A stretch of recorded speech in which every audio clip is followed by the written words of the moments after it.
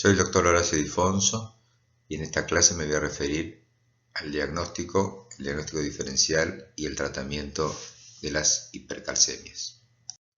Voy a comenzar enunciando 5 casos clínicos paradigmáticos y después, al final de la clase, los vamos a retomar para ver la resolución de cada uno de ellos. El caso número 1 es un varón de 50 años de edad que consulta por dispepsia. El examen físico es normal, al igual que los estudios de laboratorio, salvo por presentar calcemia de 11 mg por decilitro en 2 oportunidades. El caso número 2 se trata de una mujer de 38 años de edad que padece su tercer episodio de litiasis urinaria sintomática.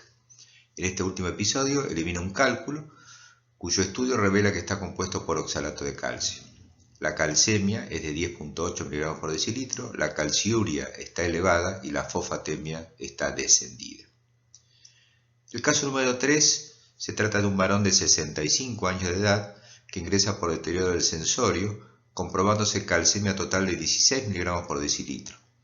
En el último mes presentaba dolor dorsal severo, presenta anemia y eritrosegmentación de 120 milímetros.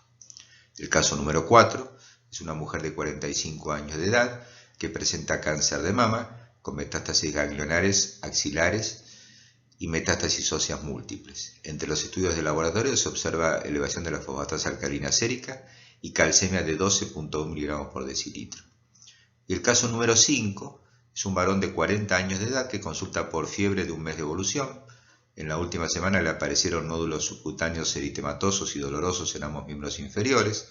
El laboratorio evidencia una eritrosegmentación de 80 milímetros, calcemia 11.2 mg por decilitro y calciuria elevada. En la radiografía de tórax se observa agrandamiento bilateral de los cilios pulmonares por probables adenopatías. La hipercalcemia se puede definir por un aumento de la concentración plasmática del calcio iónico por encima de los valores normales, que pueden estar expresados en mil equivalentes por litro o en miligramos por decilitro, o como el aumento de la concentración plasmática de calcio total, allí figuran los valores normales, en presencia de concentración plasmática de albúmina normal. Esto es importante tenerlo en cuenta porque, como vamos a ver, la concentración plasmática de albúmina, cuando está alterada, altera los valores de calcemia total. En general es más fidedigno, si disponemos de la determinación, guiarnos por las cifras del calcio iónico. Si no tenemos esta determinación, podemos manejarnos con la calcemia, pero siempre correlacionándola con la concentración plasmática de albúmina. Vamos a hablar rápidamente de los elementos más importantes que debemos recordar en cuanto a la regulación de la calcemia. En el organismo tenemos todos alrededor de 1 kilogramo de calcio, de los cuales el 99% están ubicados en el tejido óseo y solo el 1% del calcio corporal está en tejidos extraóseos. Con respecto al calcio circulante en la sangre, o sea, la calcemia, es muy importante tener en cuenta que el 45% aproximadamente del calcio sanguíneo circula libre, es la fracción ionizada, la que podemos dosar como calcio iónico. Aproximadamente el 40% de la calcemia circula unida a proteínas, fundamentalmente la albúmina, y el 15% restante está unido a otros aniones no proteicos como sulfatos, citrato y fosfato.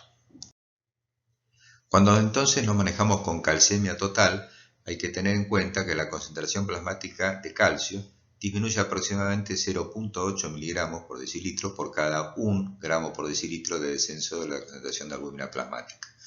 Allí figura la fórmula entonces que tenemos que emplear para corregir el calcio medido en relación con la cifra de albúmina, en particular cuando hay situaciones de hipoalbuminemia significativas.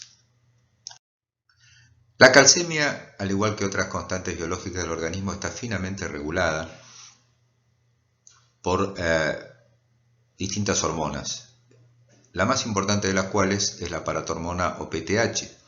Como vemos en este dibujo, la paratormona ejerce sus acciones sobre el tejido óseo, aumentando la liberación de calcio del tejido por resorción ósea. También actúa la PTH sobre el riñón, aumentando la reabsorción de calcio y provocando excreción de fosfato. Y actúa también sobre la absorción intestinal de calcio, pero en este caso lo hace indirectamente por el estímulo que la PTH ejerce sobre la vitamina D, activando la activación de la vitamina D2 a vitamina D3 activa. Todos estos sistemas o estos mecanismos tienen a su vez retroalimentación negativa, estimulando o frenando la liberación de PTH. El estímulo o la inhibición de la secreción de PTH en las células de la paratiroides se hace a través de receptores sensibles al calcio que existen en esas células. Pero es importante recordar también que hay sensores similares sensibles al calcio en distintas zonas del nefrón. Como vemos en esta diapositiva, la distribución de los receptores sensibles al calcio se ve en distintos sectores de la nefrona, en particular en la rama ascendente del asa de Henle. En cuanto al manejo del calcio que se realiza en el nefrón, en líneas generales podemos decir que el calcio sigue al sodio o al cloruro de sodio en los distintos sectores del nefrón. En el tubo contorneado proximal, la mayor excreción de calcio puede ser secundaria a la mayor excreción de sodio, y esto en general se logra o se puede lograr aumentar esta excreción de calcio con expansión del volumen plasmático, aumentando la excreción de sodio y por ende la del calcio. En sectores más distales, como en la rama ascendente del asa de Henle, en el tubo contorneado distal, la excreción de calcio por la orina también sigue al cloruro de sodio, y en estos sectores se puede lograr el aumento de la misma mediante el uso de diuréticos de asa, fundamentalmente furosemida, y es la segunda forma de lograr aumentar la calciuria, además de la expansión del volumen. Seguidamente vamos a analizar un caso clínico. Fíjense, una paciente de 58 años de edad ingresa por deterioro del sensorio de 24 a 48 horas de evolución e insuficiencia renal aguda. Como antecedentes, es una paciente hipertensa tratada con amlodipina 10 mg al día.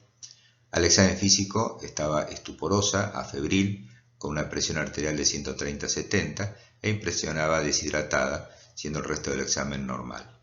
La radiografía de tórax no mostró alteraciones y en el laboratorio el hemograma es normal, la urea y la creatinina están elevadas, la natremia es de 146 miliequivalentes por litro, el potasio de 3 miliequivalentes por litro, la calcemia total es de 16.5 miligramos por decilitro y la fosfatemia de 1.4 miligramos por decilitro. Como vemos claramente tenía una hipercalcemia muy importante con hipofosfatemia y un cuadro clínico neurológico. ¿Cómo podemos empezar a analizar las posibles causas de hipercalcemia en este caso? Bueno, esquemáticamente las causas de hipercalcemia las podemos dividir, como observamos en esta diapositiva, en aquellas relacionadas con la paratiroides, las relacionadas a la vitamina D, las relacionadas a enfermedades malignas y otras causas misceláneas. En el primer grupo, las hipercalcemias relacionadas a la paratormona, tenemos básicamente el hiperparatiroidismo primario, que en general se debe a un adenoma, menos frecuentemente los hiperparatiroidismos terciarios, una enfermedad poco frecuente, muy parecida al hiperparatiroidismo primario, que es la hipercalcemia hipocalciúrica familiar, y la intoxicación por litio.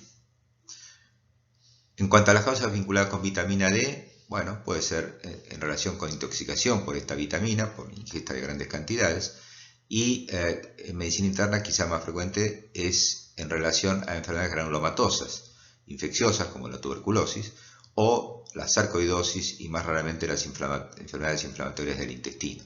Estas enfermedades granulomatosas en ocasiones sintetizan vitamina D activa que media para el desarrollo de la hipercalcemia. El importante grupo de hipercalcemias vinculadas a enfermedades malignas se puede producir básicamente por dos tipos de mecanismos. Algunos tumores elaboran, sintetizan y liberan un péptido relacionado a la paratormona, que tiene acciones muy similares a la paratormona, aunque su molécula no es exactamente la misma. Esto se ve en distintos tipos de tumores, como tumores de células escamosas, de pulmón, de cabeza y cuello son los más comunes, pero también se ven tumores de riñón y en el cáncer de mama. El segundo gran mecanismo, que no es excluyente con el anterior, de hipercalcemia maligna, es la presencia de metástasis osteolíticas. Prototipo de estos son el cáncer de mama y las lesiones líticas puras que habitualmente ocasionan el mieloma múltiple. Existe, aunque es realmente muy raro y en general motivo de reporte de caso, algunos tumores que pueden producir PTH verdadera. Es tan infrecuente esta situación, que produzcan PTH verdadera, no el péptido relacionado con la paratormona, que en general cuando uno tiene un paciente con un tumor maligno, hipercalcemia y PTH elevada, lo que hay que pensar es que probablemente tenga un hiperparatidismo primario asociado y no que realmente el tumor elabore PTH auténtica. Otros factores humorales que a veces no se pueden determinar bien en las enfermedades malignas se pueden ver en los linfomas, en las leucemias y también en el mieloma múltiple, que en ocasiones provocan hipercalcemia por otros factores como pueden ser la secreción de vitamina D, al estilo de las enfermedades granulomatosas. Y en las causas misceláneas tenemos los síndromes lactoalcalinos, la inmovilización que aumenta la liberación de calcio del tejido óseo. En general, por este mecanismo no se llega a hipercalcemia si no hay una situación de base, más bien la inmovilización puede ser el factor desencadenante, supongamos en un paciente con un tumor maligno con metástasis para que desarrolle hipercalcemia. Algunas intoxicaciones menos frecuentes como por aluminio, por vitamina A. El hipertiroidismo en ocasiones es causa de hipercalcemia, el uso de tiazidas, que tiene una acción de disminución de la calciuria, tienen utilidad con ese mecanismo, a veces desencadenan hipercalcemia. En general se acepta que cuando un paciente desarrolla hipercalcemia relacionada al uso de tiazidas, probablemente también sea un factor desencadenante y pueda tener un hiperparatidismo primario no diagnosticado. La insuficiencia suprarrenal y el fibrocromocitoma en ocasiones pueden ser causas de hipercalcemia. De todas estas causas mencionadas, es muy importante tener en cuenta que en el 90% de los casos de hipercalcemia, la causa o es un hiperparatidismo primario o el paciente tiene un tumor maligno. El hiperparatidismo primario es la causa más común, ocasiona aproximadamente el 90% de los casos de hipercalcemia en pacientes ambulatorios, mientras que la hipercalcemia leve y asintomática actualmente es la forma más frecuente de presentación del hiperparatidismo primario. Por otro lado, los tumores malignos son la causa más frecuente de hipercalcemia no mediada por PTH y de hipercalcemia en pacientes internados. En ese grupo de pacientes con hipercalcemia, los tumores malignos aproximadamente causan el 70% de las hipercalcemias.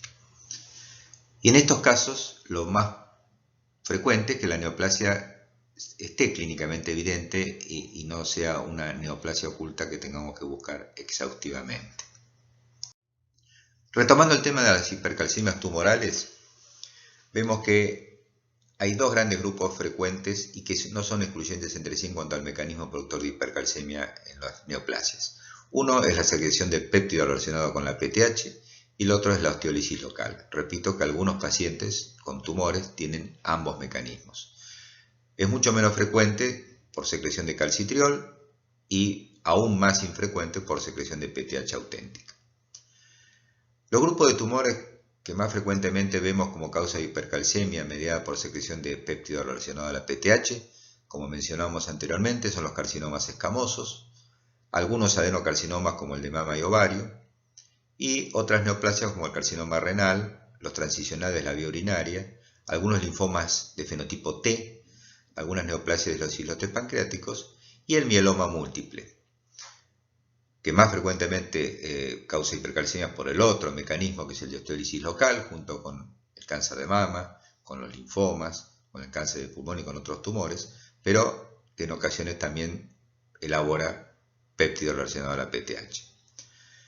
Los tumores que causan hipercalcemia o las enfermedades malignas que causan hipercalcemia por secreción de calcitriol son básicamente los linfomas de fenotipo B. Y como ya mencionamos anteriormente, la secreción de PTH auténtica por un tumor maligno es verdaderamente muy poco frecuente. En este gráfico vemos entonces que la enorme mayoría de los pacientes que tienen hipercalcemia y cáncer, se ve en color celeste, son aquellos cuya hipercalcemia está mediada por la liberación de péptidos relacionados a la paratormona, la así llamada hipercalcemia humoral de las enfermedades malignas.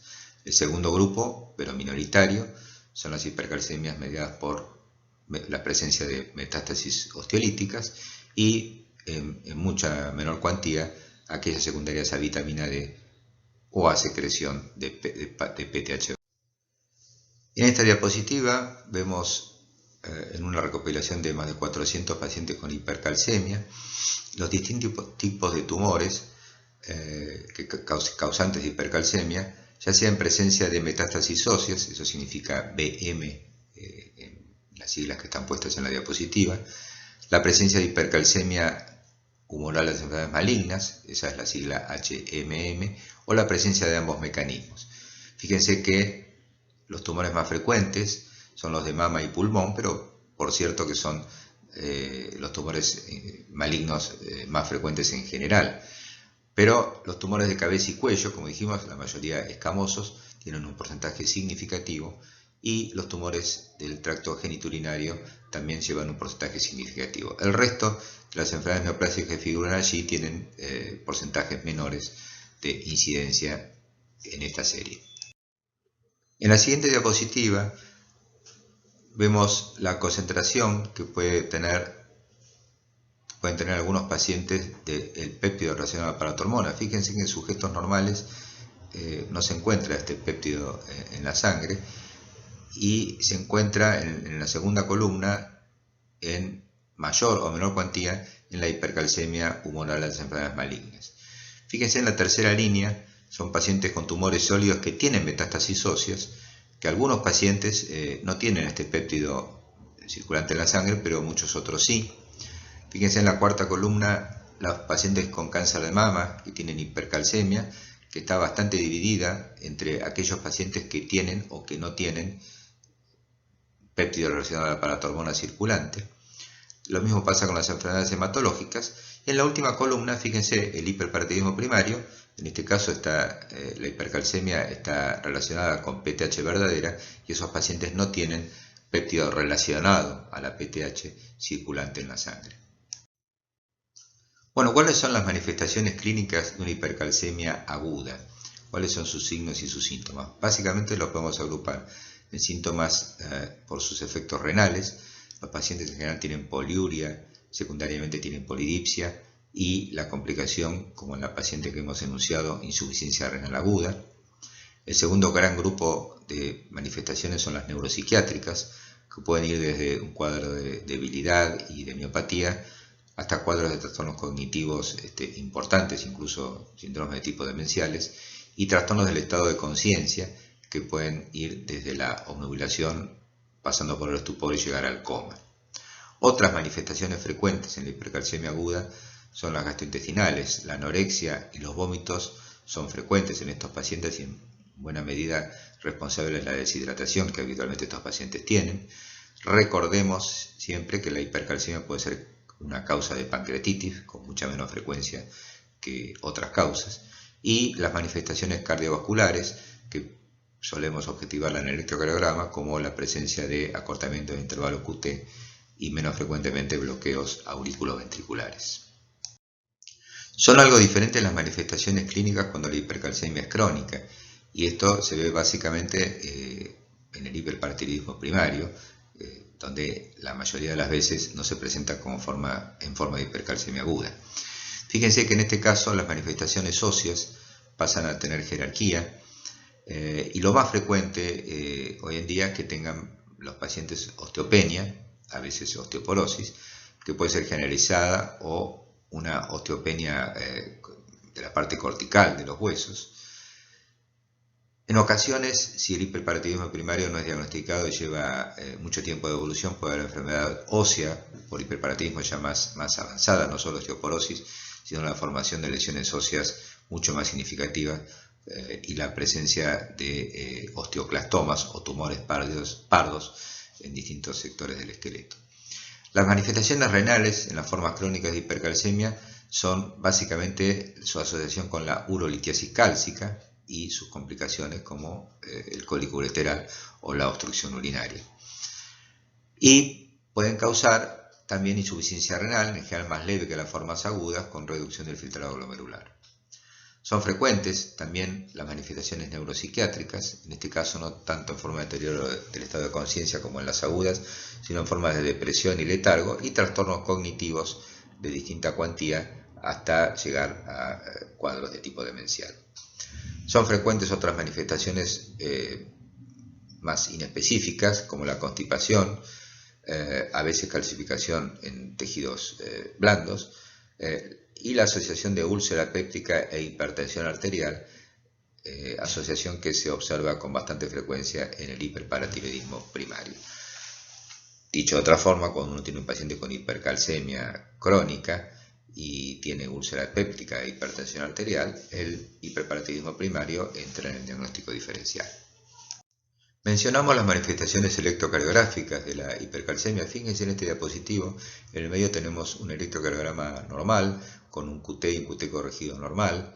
A la izquierda vemos lo que ocurre en la hipocalcemia, que básicamente prolonga el QT y el QT corregido. Ahí vemos un trazado con evidente alargamiento del intervalo QT. Y a la derecha lo que ocurre, lo contrario, que es lo que ocurre en la hipercalcemia, donde su manifestación electrocardiográfica más frecuente es el acortamiento del intervalo QT y el intervalo QT corregido. En ocasiones, y aunque es menos frecuente, debemos tener en cuenta que la hipercalcemia puede provocar otro tipo de trastornos electrocardiográficos, como ser desniveles, en general supera el nivel del segmento ST y alteraciones de la onda T, que pueden simular un accidente coronario agudo. Este es el patrón electrocardiográfico de pseudoinfarto que en ocasiones la hipercalcemia puede provocar. Y tenemos que mencionar también otra alteración electrocardiográfica menos conocida que puede ocasionar la hipercalcemia, que es la presencia de melladuras en las ramas descendentes del QRS, sobre todo en las derivaciones precordiales, como señalan las flechas del trazado electrocardiográfico de la parte superior, que son ondas J de Osborn, en este caso normotérmicas, porque la onda J de Osborn, que se ve de esta forma en los trazados electrocardiográficos, se vinculan con más frecuencia con situaciones de hipotermia. Hay algunas otras causas de onda J de Osborn no vinculadas a hipotermia, entre ellas probablemente la más conocida, aunque no es frecuente, que causa onda J, es justamente la hipercalcemia. Hemos mencionado que en ocasiones la hipercalcemia puede estar vinculada al uso de algunas drogas. En particular debemos considerar las tiazidas. Estos diuréticos actúan en el túbulo distal incrementando la reabsorción de calcio y pueden ser causa de hipercalcemia. En estos casos la hipercalcemia se produce en pacientes con patología paratiroidea que no pueden suprimir la producción de PTH en respuesta al aumento de la calcemia. Es decir, en la mayoría de los casos la tiazida actúa como un desencadenante de la hipercalcemia en pacientes que tienen de base un hiperparatiroidismo primario. En el calcio del litio, esta droga puede incrementar la calcemia en el 10 a 20% de los pacientes que reciben esta medicación, en general utilizada en trastornos psiquiátricos, posiblemente porque interfieren sobre los sensores de calcio. Al fallar estos sensores de calcio, no detectan el aumento de la calcemia, no se suprime la liberación de PTH y el aumento de esta hormona provoca hipercalcemia. Usualmente la calcemia se normaliza al discontinuar el litio, pero puede persistir la PTH elevada en algunos casos, lo cual podría estar indicando, al igual que con las tiazidas, que puede haber una enfermedad paratiroidea subyacente y que el litio solo actuó como desencadenante. En definitiva, en los estados de hipercalcemia y desde el punto de vista del diagnóstico, con el interrogatorio, el examen físico, una radiografía de tórax, exámenes laboratorios de rutina que incluyan la fosfatemia y un proteinograma electroforético, se obtiene habitualmente una precisión en la sospecha diagnóstica de alrededor del 90% de los casos. Si le agregamos a estas determinaciones iniciales la cuantificación de la PTH plasmática, se eleva la precisión diagnóstica al 99%. Cuando analizamos los valores de PTH plasmática y tenemos que interpretarlos, siempre debemos correlacionarlo con la calcemia. Fíjense en esta diapositiva, en cuadraditos azules están representados los valores de PTH en relación con la calcemia. Y fíjense que estos valores de PTH plasmática realmente son muy dispersos en el hiperparatiroidismo primario. Hay pacientes que tienen valores altísimos y otros pacientes que tienen PTH en valores considerados normales. Sin embargo, estos últimos pacientes con PTH normal tienen PTHs inapropiadamente elevadas para el valor de calcemia. Dicho de otra forma, en presencia de hipercalcemia, aunque sea leve, la PTH debería estar más inhibida. Representados en rojo, en redondeles en rojo, fíjense la hipercalcemia de enfermedades malignas, que habitualmente o muchas veces están vinculadas a péptidos relacionados a la PTH. En esos casos, los valores de PTH habitualmente están bajos porque el paciente tiene hipercalcemia. En el hipoparatiroidismo, en la otra punta, fíjense que tienen, por definición, valores de PTH muy bajos. Podemos concluir entonces que para establecer el diagnóstico diferencial de una hipercalcemia, el estudio del laboratorio inicial es el dosaje de PTH sérica, con su molécula intacta. Es decir, que allí vamos a poder dividir las aguas entre los pacientes que tienen hipercalcemia mediada por PTH y aquellos que tienen hipercalcemias no mediadas por PTH. Los pacientes con hiperparatiroidismo primario habitualmente tienen hipercalcemia leve. Incluso pueden tener valores normales de calcemia y tener hipercalcemias intermitentes, de manera tal que un solo valor de calcemia normal no nos descarta el diagnóstico. También es importante considerar que 10 a 20% de los pacientes con hiperparatiroidismo primario tienen concentraciones séricas de PTH en límite máximo normal. Como habíamos visto en el gráfico anterior, son valores inapropiadamente altos en relación a la hipercalcemia que estos pacientes tienen. Continuando con algunas consideraciones del hiperparatiroidismo primario, tenemos que saber que hay formas leves donde el hiperparatiroidismo puede ser normocalcémico. En esos casos hay que descartar otras causas de elevación de la paratormona, como el uso de bifosfonatos, las tiazidas, el litio que habíamos mencionado anteriormente, algunos anticonvulsivantes, los pacientes con filtrado glomerular menor de 60 mililitros por minuto, algunas enfermedades metabólicas, malabsorción, enfermedades hepáticas, etc. Y también tenemos que considerar los pacientes con hipercalcemia con PTH, dicho entre comillas, normal. Como ya hemos dicho, la respuesta fisiológica normal a la hipercalcemia debería ser una PTH muy baja o ausente si es que no tenemos hiperparatiroidismo. En los casos de hiperparatiroidismo primario, lo que ocurre es que habitualmente es que en una de las 4 paratiroides se presenta un adenoma paratiroideo. Y estos adenomas se pueden detectar con métodos de imágenes. Como vemos en esta diapositiva a la izquierda, la ecografía es un método bastante sensible y preciso para detectar adenomas de paratiroides. A la derecha, estudios en cámara gamma, estudios centellográficos con trazadores especiales, también pueden detectar con mucha precisión la presencia de un adenoma en alguna de las 4 paratiroides. Entonces, para resumir un poco lo que estamos diciendo acerca del diagnóstico diferencial de las hipercalcemias, vamos a considerar que el primer paso es confirmar que el paciente tenga hipercalcemia repitiendo el estudio de laboratorio. Esto, por supuesto, no en casos de emergencia de pacientes con cuadros clínicos severos e hipercalcemias importantes. El segundo paso es una completa evaluación clínica considerando los antecedentes, las medicaciones que el paciente viene recibiendo, el examen físico, exámenes complementarios básicos. Como paso número 3 consideramos la determinación de la paratormona plasmática, molécula intacta, que como ya dijimos anteriormente, divide a los pacientes con hipercalcemia entre aquellos vinculados a PTH y los que no están vinculados a PTH. En ese caso, si la PTH está elevada, probablemente el paciente padezca de un hiperparatiroidismo primario. Si el paciente tiene PTH baja, bueno, acá tenemos que reevaluarlo clínicamente, repetir los pasos anteriores y ver si no se nos ha pasado por alto alguna situación clínica evidente. Si se puede, en la práctica habitualmente no es fácil de obtener, deberíamos dosar el péptido relacionado a la paratormona, que se realiza en muy pocos laboratorios especializados, y descartar neoplasia, porque, como ya dijimos anteriormente, si el paciente no tiene una hipercalcemia vinculada a paratormona, posiblemente y por frecuencia pueda tener una enfermedad maligna.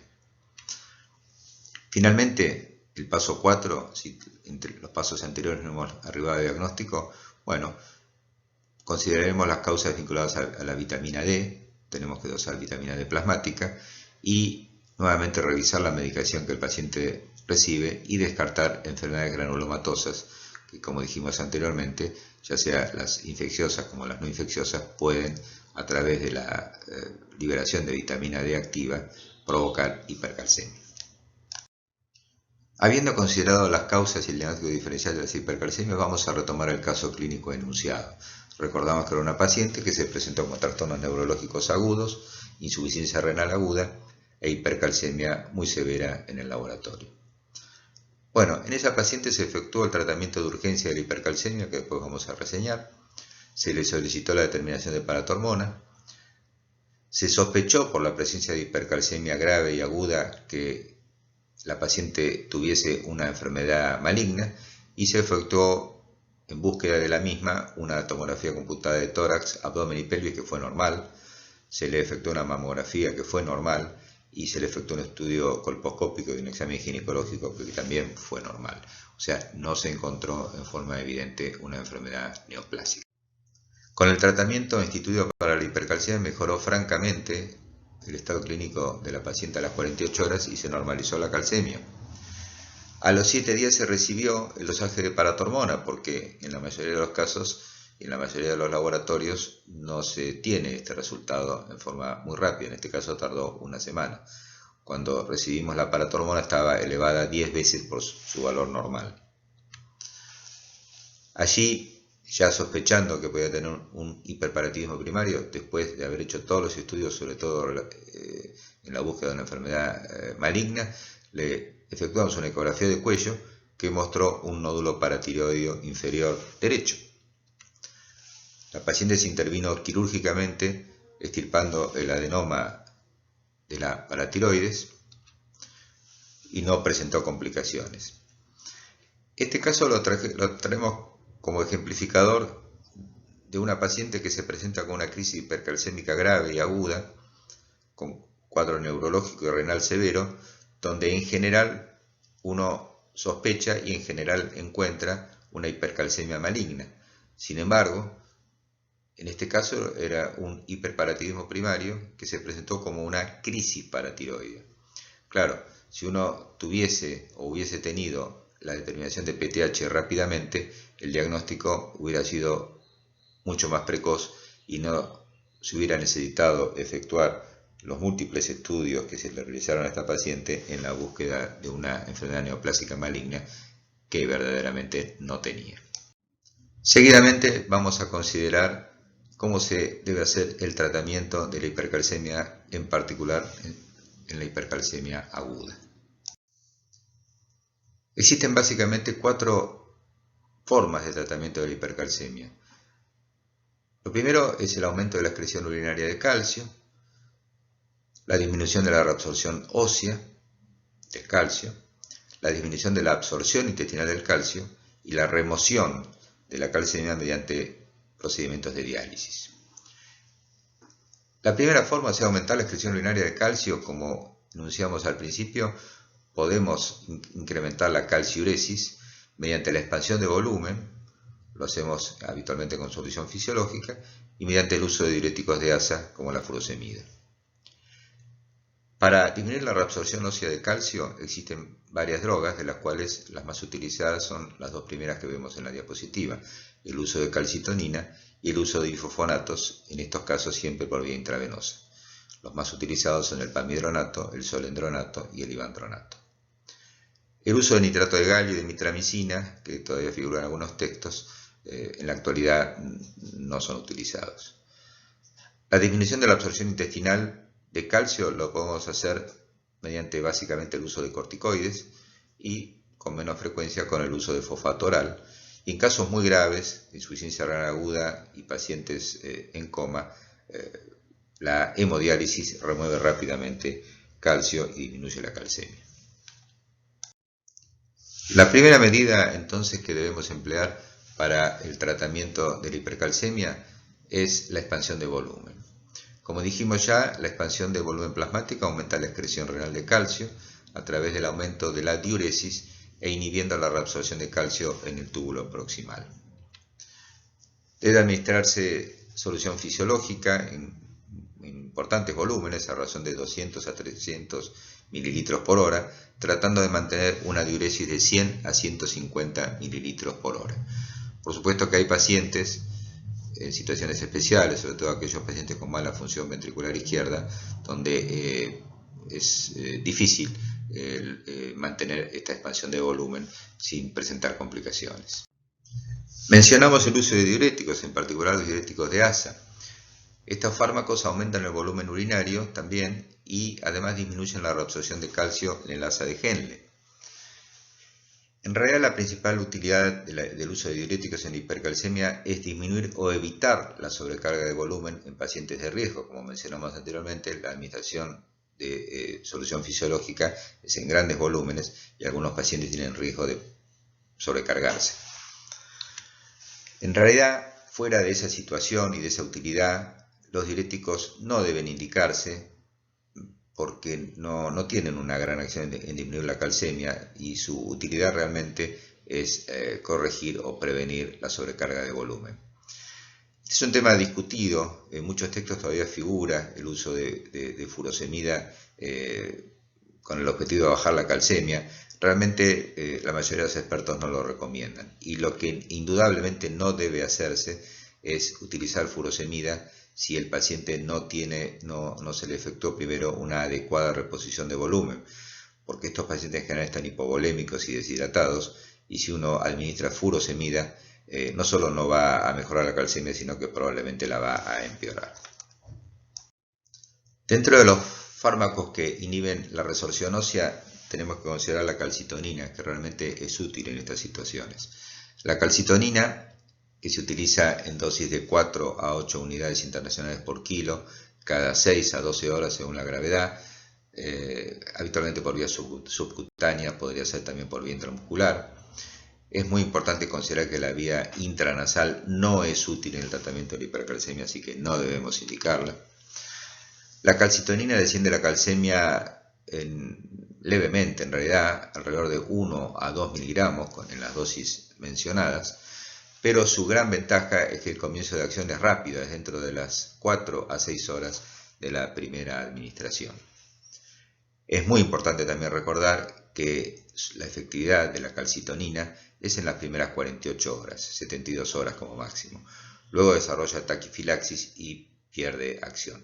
De manera tal que cuando usamos calcitonina en las formas severas de hipercalcemia, la podemos usar en las primeras 48 horas. No tiene utilidad prolongar la administración de calcitonina después de los primeros 2 días. Las drogas más útiles para el tratamiento de la hipercalcemia son los bifosfonatos. Sabemos que hay varios tipos de bifosfonatos, siempre hay que usarlos en esta situación por vía intravenosa. En nuestro medio los más usados son el pamidronato, el ácido zoledrónico y el ivandronato. Los bifosfonatos son más potentes y efectivos que la calcitonina y que la expansión de volumen. El problema es que su efecto máximo es luego de las primeras 48 horas. O sea que en las primeras 48 horas la acción de estas drogas es muy escasa y es por eso que en esas primeras 48 horas la expansión de volumen y el uso de calcitonina son de gran utilidad. En el caso del pamidronato se indica en dosis de 60 a 90 miligramos por vía intravenosa, habitualmente 90 miligramos. La infusión debe durar alrededor de 2 horas y es muy importante que no debe repetirse antes de 7 días por el riesgo de provocar hipocalcemias. En el caso del ivandronato se utiliza en dosis de 2 a 4 miligramos por vía intravenosa también en una infusión de 2 horas.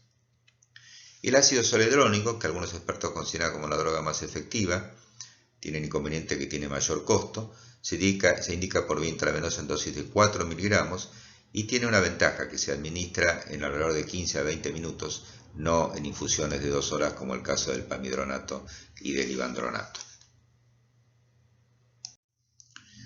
Los bifosfonatos entonces son las drogas más útiles en el tratamiento de las hipercalcemias, pero hay que considerar que tienen efectos colaterales. Algunos de ellos son leves y otros pueden ser serios. Son bastante frecuentes las reacciones agudas inflamatorias sistémicas durante la infusión intravenosa. Muchos pacientes, hasta el 30% de ellos, tienen fiebre relacionada con la infusión, pueden presentar mialgias, dolores óseos, reactantes de fase aguda en el laboratorio como PCR aumentada y trastornos hematológicos. Algunos pacientes tienen trastornos oculares de tipo inflamatorio como conjuntivitis, escleritis y uveitis. Los bifosfonatos pueden tener toxicidad renal, son causa de insuficiencia renal aguda porque pueden causar necrosis tubular aguda. Su administración reiterada puede provocar o llevar a la insuficiencia renal crónica y raramente al síndrome nefrótico. No nos olvidemos que los pacientes con hipercalcemia, sobre todo las formas severas, de por sí pueden tener insuficiencia renal aguda y el uso de bifosfonatos puede aumentar la misma. Pueden causar trastornos electrolíticos, bueno, pueden ser causa de hipocalcemia, de hecho el objetivo de darlos es justamente bajar la calcemia y pueden provocar también hipofosfatemia. Y existe una poco frecuente, afortunadamente, pero severo efecto colateral de los bifosfonatos, que es la llamada osteonecrosis de maxilar o osteomielitis aséptica del maxilar, relacionada con la infusión de bifosfonatos, en la mayoría de los casos en pacientes con enfermedades malignas, con cáncer subyacente, pero no siempre, que puede ser una complicación verdaderamente difícil de resolver. Acá en esta diapositiva vemos ejemplos de la osteonecrosis de maxilar provocada por bifosfonatos. Fíjense que provoca lesiones destructivas de la pieza dentaria, de las encías y del hueso maxilar, como se observa en el corte tomográfico abajo a la derecha. A veces se sobreinfectan con infección bacteriana, pero en principio son asépticas. Y se producen más frecuentemente en pacientes que tienen cáncer y que tienen trastornos dentarios previos o que han sido sometidos o son sometidos a implantes dentales. Hemos dicho que los bifosfonatos intravenosos pueden ser nefrotóxicos. Sin embargo, en pacientes con deterioro del filtrado glomerular no es necesario ajustar la dosis, pero sí se recomienda, cuando esta insuficiencia renal es significativa, que la infusión de bifosfonatos intravenosos sean usados con una infusión más lenta de lo habitual por el riesgo aumentado básicamente de hipocalcemia. El problema es que si se desarrolla hipocalcemia severa, los bifosfonatos solo pueden removerse mediante plasmaféresis, ya que la hemodiálisis no es efectiva para esa. En algunos pacientes es de utilidad la administración de corticoides para el tratamiento de la hipercalcemia, pero estos pacientes son solamente aquellos en los que la hipercalcemia es mediada por vitamina D.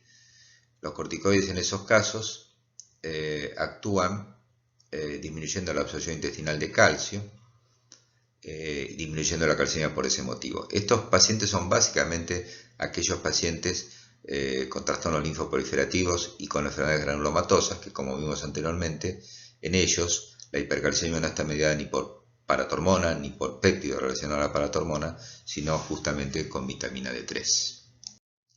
Hay algunos pacientes con hipercalcemias muy graves, con severos cuadros neurológicos, básicamente los que están en coma y que tienen insuficiencia renal aguda significativa. En esos grupos de pacientes, más allá de emplear otras medidas terapéuticas, debe indicarse rápidamente hemodiálisis con el fin de bajar la calcemia y de efectuar la terapéutica de reemplazo de la función renal. Bueno, en esta diapositiva vemos un cuadro donde están agrupados las drogas que hemos mencionado en el tratamiento de la hipercalcemia, las formas de tratamiento de la hipercalcemia, el mecanismo de acción de cada una de estas medidas, las dosis, el tiempo de acción y los potenciales efectos colaterales. Algunas de estas medicaciones, repito, no las usamos por lo menos en nuestro medio, como la plicamicina y el nitrato de galio, pero sí los corticoides, la calcitonina, los bifosfonatos, los diuréticos y la solución salina como expansor de volumen. Existe otro recurso terapéutico más recientemente utilizado, además de los que ya hemos mencionado, Fíjense en esta diapositiva, el denosumab, la última droga de este cuadro, es una medicación que actúa impidiendo la activación de los osteoclastos. Se administra por vía subcutánea en dosis de 120 miligramos habitualmente. Actúa también parecido a los bifosfonatos entre el segundo y el cuarto día, y tampoco debe repetir su administración antes de una semana después de la primera dosis. También puede asociarse con dolor óseo, con náuseas, con diarrea, con disnea, raramente con osteonecrosis de la mandíbula, y posiblemente se vincule con el incremento del riesgo de infecciones después del uso prolongado. El denosumab es una droga útil para tratar la hipercalcemia, tiene el inconveniente de su alto costo. No hay estudios comparativos directos del denosumab versus los bifosfonatos.